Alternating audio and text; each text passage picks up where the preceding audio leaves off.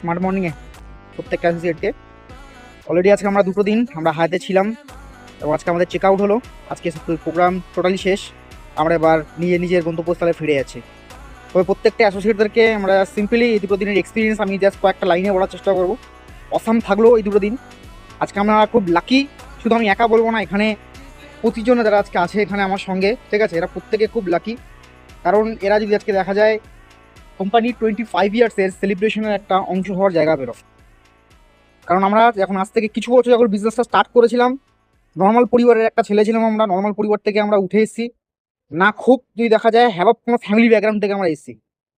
আজকে এখানে এইসব হোটেলে থাকার মতন অকাত আমাদের ফ্যামিলির মতো দেখা যায় নেই।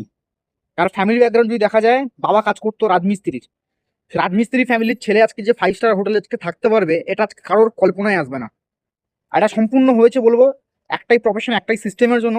সেটা হচ্ছে এক কথাই দেখা যায় স্মার্ট ভ্যালুর জন্য। আর প্রত্যেকটা সিস্টেম যেটা আজকে প্রত্যেকটা সিনিয়রদের জন্য।